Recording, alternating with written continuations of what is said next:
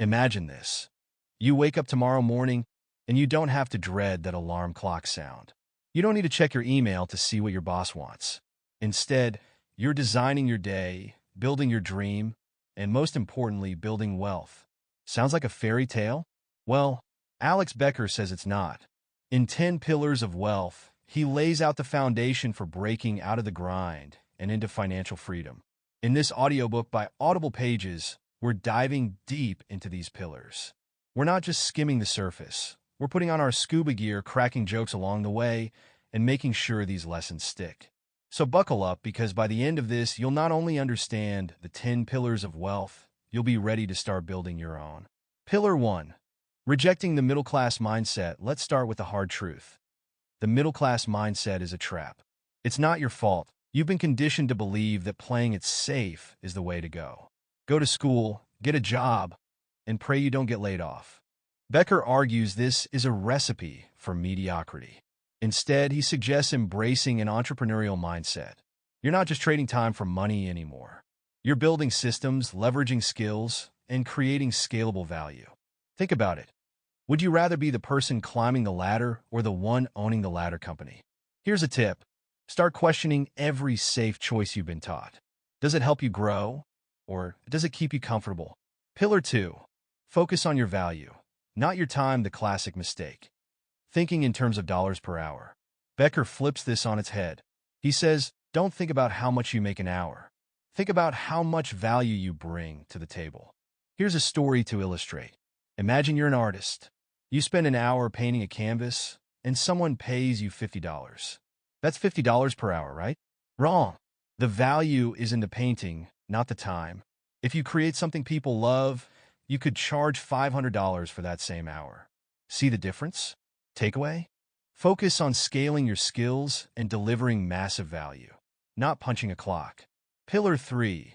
Embrace risk, but manage it wisely. Becker doesn't sugarcoat it. Building wealth means taking risks. But this isn't about being reckless. It's about calculated risks. Think of it as playing poker, not roulette.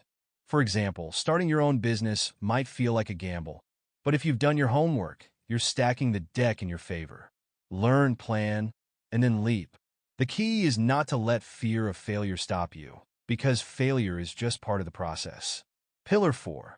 Avoiding lifestyle creep. Ever get a raise and immediately start spending more? That's lifestyle creep, and it's a wealth killer. Becker warns that as your income grows, your expenses shouldn't grow in tandem. Instead, adopt the mindset of reinvesting in your future. Want a new car?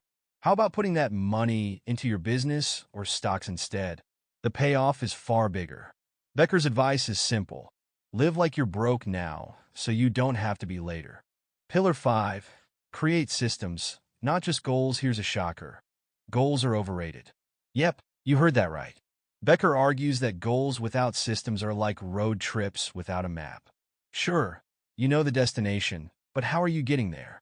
Let's say your goal is to earn $100,000 in passive income. Great, but what systems are in place to make that happen? Are you building a profitable online course? Investing in rental properties? Focus on creating repeatable processes that move you closer to your goals every day. Pillar 6.